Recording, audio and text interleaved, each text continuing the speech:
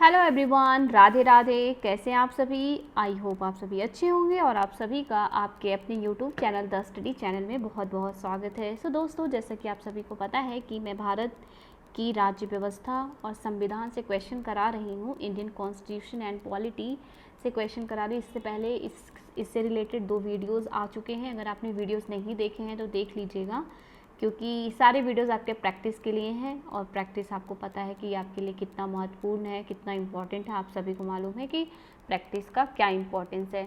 तो प्रैक्टिस आप करते रहिए गाइस। और ये 3rd वीडियो है पॉलिटी का। इसके पहले भी मैंने भूगोल और भारत का इतिहास, विश्व का इतिहास, भारत का इतिहास और विश्व का भूगोल और भारत का भूगोल, इन सब से रिलेटेड वीडियो मैंने इसमें डाले हुए हैं द स्टडी चैनल में। अगर आपने नहीं देखे हैं तो आप वहाँ पे जा कर के अपना प्रैक्टिस कर सकते हैं।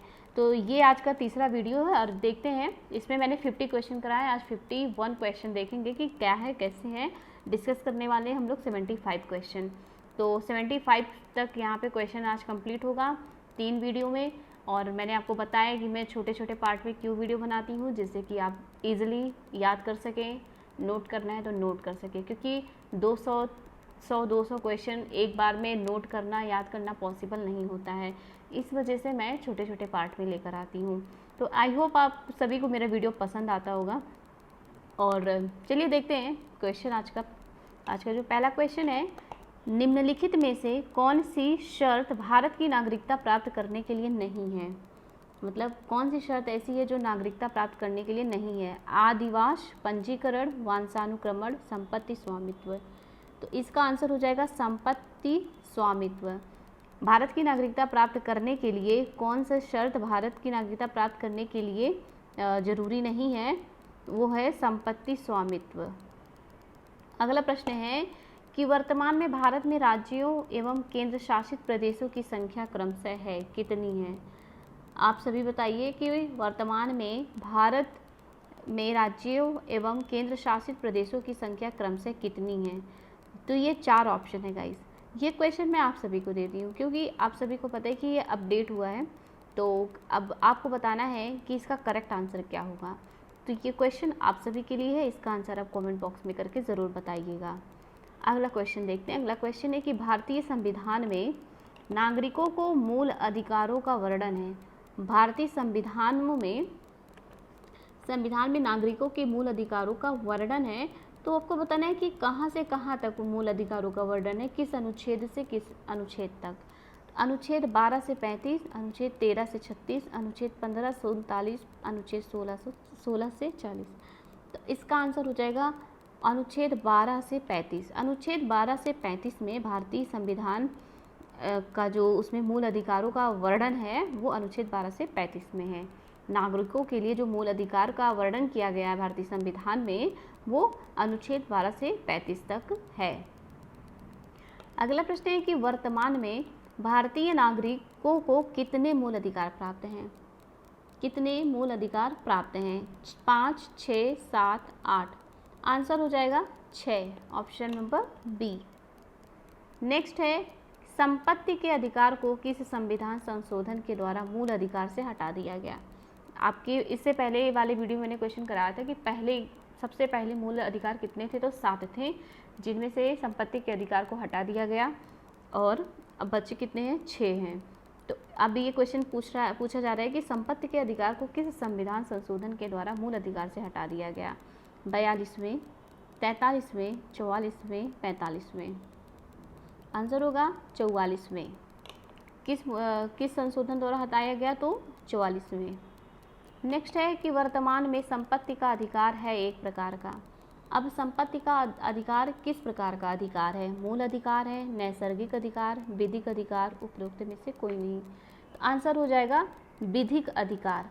संपत्ति का अधिकार एक विधिक अधिकार है। अब नेक्स्ट है कि किस अनुच्छेद के द्वारा 6 से 14 वर्ष तक के बच्चों के लिए शिक्षा का अधिकार मूल अधिकार माना गया है? किस अनुच्छेद के द्वारा 6 से 14 वर्ष तक के बच्चों के लिए शिक्षा का अधिकार मूल अधिकार माना गया है? आंसर हो जाएगा अनुच्छेद 21A, ऑप्शन नंबर डी इसका सही आंसर होगा, अनुच्छेद 21A। अगला प्रश्न है कि व्यक्तिगत स्वतंत्रता के लिए निर्णय लिखित निर्णय नहीं, निम्नलिखित, सॉरी, निम्नलिखित व्यक्तिगत स्वतंत्रता के लिए निम्नलिखित में से कौन सी रिट याचिका दायर की जा सकती है? परमादेश, अधिकार परीक्षा, बंदी प्रत्यक्षीकरण, उत्प्रेषण। आंसर हो जाएगा बंदी प्रत्यक्षीकरण, ऑप्शन नंबर सी। नेक्स्ट है कि मत देने का अधिकार होता है। मत देने का अधिकार राजनीतिक अधिकार होता है, नागरिक अधिकार होता है, आर्थिक अधिकार होता है या फिर कानूनी अधिकार होता है? आंसर हो जाएगा राजनीतिक अधिकार। मत देने का अधिकार राजनीतिक अधिकार होता है। अगला प्रश्न है कि भारतीय संविधान के किस अनुच्छेद में राज्य के नीति निदेशक तत्वों का उल्लेख है? किस अनुच्छेद में राज्य के नीति निदेशक तत्वों का उल्लेख है? आंसर हो जाएगा अनुच्छेद 36 से 51, अनुच्छेद 36 से 51। नेक्स्ट है कि संविधान में कल्याणकारी राज्य की अवधारणा किसमें निहित है? संविधान में कल्याणकारी राज्य की अवधारणा किसमें निहित है? प्रस्तावना में, मूल अधिकार में, नीति निदेशक तत्वों में, मूल कर्तव्य में? आंसर हो जाएगा नीति निदेशक तत्वों में। कल्याणकारी राज्य की अवधारणा नीति निदेशक तत्वों में निहित है। नेक्स्ट है कि नीति निदेशक सिद्धांत हैं। नीति निदेशक सिद्धांत कैसे सिद्धांत हैं?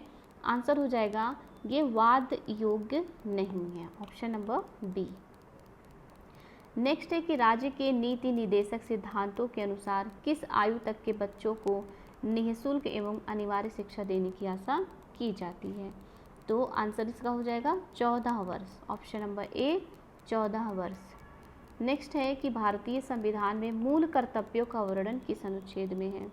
मूल कर्तव्यों का वर्णन अनुच्छेद 51 में है, अनुच्छेद 51 क में है, अनुच्छेद 52 में है या फिर अनुच्छेद 53 में है? आंसर इसका क्या हो जाएगा गाइस? इसका आंसर हो जाएगा अनुच्छेद 51 क। क्या हो जाएगा आंसर? अनुच्छेद 51 क, ऑप्शन नंबर बी। नेक्स्ट है संविधान के मूल कर्तव्यों की प्रेरणा किस देश से ली गई है?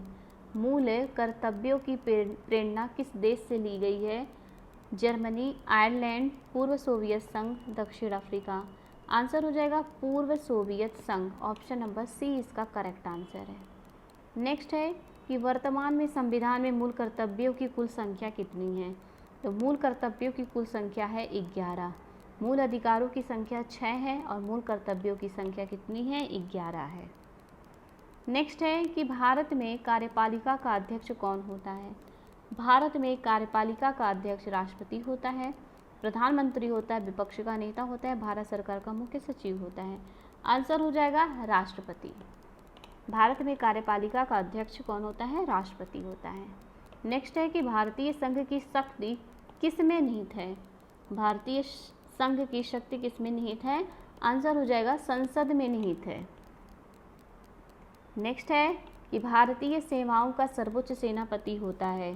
भारतीय सेवाओं का सर्वोच्च सेनापति होता है राष्ट्रपति, ऑप्शन नंबर 1। नेक्स्ट है कि भारत के प्रथम राष्ट्रपति थे। आप सभी को पता होगा कि भारत के प्रथम राष्ट्रपति कौन थे? Rajendra Prasad, option number B. अगला प्रश्न है कि निर्विरोध चुने जाने वाले एकमात्र राष्ट्रपति थे। निर्विरोध चुने जाने वाले एकमात्र राष्ट्रपति कौन थे? आंसर हो जाएगा Neelam Sanjiva Reddy, option number C, Neelam Sanjiva Reddy. Next है कि राष्ट्रपति पर महाभियोग का आरोप संसद के किस सदन द्वारा लगाया जा सकता है? आंसर इसका क्या हो जाएगा? राज्यसभा, लोकसभा, संसद के किसी भी सदन द्वारा या उपरोक्त में से कोई नहीं? आंसर हो जाएगा संसद के किसी भी सदन द्वारा, ऑप्शन नंबर सी। नेक्स्ट है कि कोई व्यक्ति राष्ट्रपति पद के लिए अधिकतम कितनी बार निर्वाचित हो सकता है? अधिकतम कितनी बार निर्वाचित हो सकता है राष्ट्रपति पद के लिए? तो आंसर हो जाएगा इसकी कोई सीमा नहीं है, ऑप्शन नंबर डी, कोई सीमा नहीं है। नेक्स्ट है कि राष्ट्रपति को पद एवं गोपनीयता की शपथ कौन दिलाता है? तो राष्ट्रपति को गोपनीयता की पद एवं गोपनीयता की शपथ कौन दिलवाता है? आंसर हो जाएगा उच्चतम न्यायालय के मुख्य न्यायाधीश, उच्चतम न्यायालय के मुख्य न्यायाधीश, ऑप्शन नंबर बी इसका सही आंसर है। नेक्स्ट है कि उपराष्ट्रपति के निर्वाचन मंडल में शामिल होते हैं। उपराष्ट्रपति के निर्वाचन मंडल में कौन शामिल होते हैं? आंसर हो जाएगा राज्यसभा एवं लोकसभा के सदस्य। ऑप्शन नंबर डी, राज्यसभा एवं लोकसभा के सदस्य। सो गाइस, ये रहा आज का वीडियो। आई होप आप सभी को पसंद आया होगा। आप अपने दोस्तों को ज़रूर शेयर कीजिएगा, लाइक कीजिएगा, और अगर नए हैं, पहली बार देख रहे हैं, तो सब्सक्राइब कर लीजिए क्योंकि ऐसे वीडियोस आपको मिलते रहेंगे जिससे आप अपना प्रैक्टिस कर सकेंगे।